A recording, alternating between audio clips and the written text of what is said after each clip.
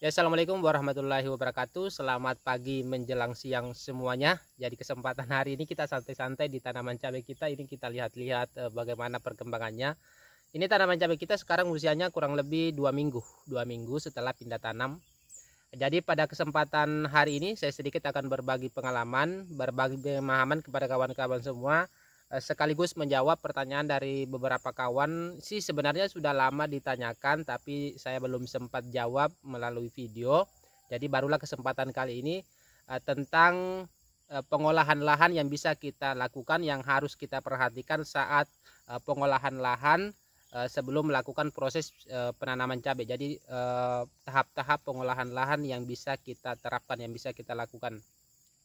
Tapi sebelumnya saya mau memperjelas dulu. Untuk lahan itu kalau misalkan kita akan menanam cabai, ada dua tipe lahan yang bisa kita lakukan, yang bisa kita gunakan, yang bisa kita tanami. Yang pertama lahan bekas, terus yang kedua lahan baru ataupun yang baru akan kita bajak. Kalau misalkan lahan bekas itu mungkin agak relatif agak relatif elastis ataupun menyesuaikan. Tetapi kalau misalkan lahan baru, itu ada beberapa hal yang harus kita perhatikan. Ya, kita bahas dulu lahan barunya. Yang pertama, kalau lahan baru itu ada 3 poin penting yang perlu kita perhatikan. Pertama, untuk pemberiannya ya.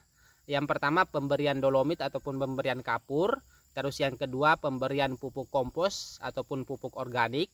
Terus yang ketiga, pemberian pupuk kimia. Jadi ini bisa disebut dikategorikan dengan pupuk dasar yang kita berikan pada saat pengolahan lahan. Yang pertama, untuk pemberian kapur ataupun pemberian dolomit itu gunanya untuk mensterilkan lahan kita dari bentuk pH-nya. Jadi pH itu adalah singkatan dari potensial hidrogen. Potensial hidrogen itu ada skalanya mulai dari angka 1 sampai angka 14. Kalau pH tanah kita di sekitar 6 dan 7, itu bisa dikatakan normal. Tetapi kalau dia rendah, itu bersifat masam, harus diberikan dolomit ataupun harus diberikan kapur agar pH-nya itu bisa naik ataupun tingkat kemasamannya itu akan turun. Kalau misalkan untuk penggunaan kapur itu lebih banyak kita berikan yang diperlukan kalau misalkan lahannya adalah lahan basah, lahan sawah ataupun lahan yang sering tergenangi air ataupun sering terendam air. Tetapi kalau lahannya adalah lahan tiris ataupun lahan kebun yang jarang tergenangi air, itu mungkin kebutuhan dolomitnya sedikit lebih rendah dibanding kebutuhan dolomit untuk lahan basah ataupun lahan sawah. Untuk kebutuhan dolomit itu sebenarnya pernah saya bahas, bisa kawan-kawan cek video-video saya sebelumnya secara detailnya bagaimana kebutuhan dolomitnya.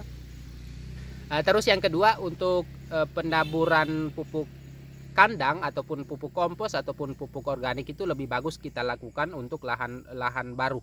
Ada dua macam yang bisa kita lakukan. Yang pertama, penaburan pupuk kandang yang nantinya kita akan komposkan di lahan. Terus yang kedua, penaburan pupuk kompos, tidak perlu lagi melakukan pengomposan di lahan. Terserah kawan-kawan mau pilih yang mana. Mau tabur pupuk kandang secara langsung lalu dikomposkan, ataupun mau bikin pupuk kompos dulu setelah jadi baru ditabur ke lahan, itu juga tidak masalah. Yang pastinya ada kelebihan dan kekurangannya masing-masing. Yang pastinya harus garis bawahi, sebaiknya komposkan pupuk kandang sebelum ditanami cabai. Baik itu mau dikomposkan dulu baru ditabur ataupun ditabur dulu baru dikomposkan, sesuai dengan selera aja. Yang pastinya sebaiknya pupuk kandangnya itu sudah dikomposkan ataupun sudah difermentasikan baru dilakukan proses penanaman. Itu yang paling penting. Untuk kebutuhan kompos silakan disesuaikan dengan kesuburan tanah. Semakin subur tanah, untuk kebutuhan komposnya itu mungkin agak sedikit rendah.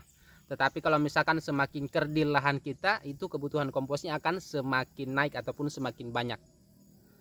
Terus yang ketiga, untuk pupuk kimia itu disesuaikan dengan apa yang gampang kita dapatkan. Misalkan kalau saya pribadi, itu saya jarang menggunakan pupuk kimia. Kalau misalkan saya gunakan pupuk kimia itu paling saya gunakan NPK Posca subsidi, karena itu yang agak mudah saya dapatkan. Semacam Pertipos, SP36, TSP ataupun SS Amopos itu di daerah saya tidak tersedia, tetapi kalau di daerah kawan-kawan tersedia itu lebih bagus. Yang pastinya untuk kunci pupuk kimia yang bagus kita gunakan untuk pupuk dasaran itu adalah yang mengandung fosfat tinggi.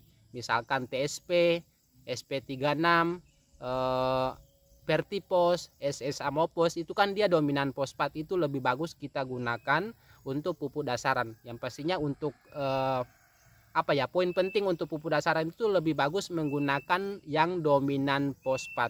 Untuk jenisnya silakan disesuaikan tergantung dari yang mana yang mudah didapatkan ataupun yang gampang didapatkan di daerah kita.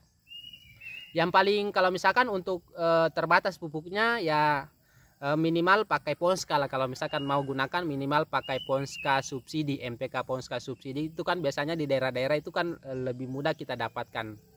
Tapi kalau saya pribadi itu paling sering gunakan MPK Ponska subsidi karena itu lebih gampang. Selebihnya itu Vertipos, SS Amopos ataupun TSP itu susah banget didapatkan di daerah saya yang bisa dikatakan terpencil. Terus selanjutnya ada 3 poin kan? Sudah. Yang bisa juga ditambahkan itu sebenarnya kayak misalkan Trichoderma sebelum pindah tanam, bisa dikocorkan sebelum pindah tanam, bisa diaplikasikan saat penaburan pupuk kandang ataupun pupuk kompos itu juga bisa. Misalkan Trichobio, Amfus, Sacop, Decoprima, M21 dan lain-lain sebagainya itu juga lebih bagus ditambahkan kalau mencukupi kebutuhan dananya ataupun modalnya mencukupi.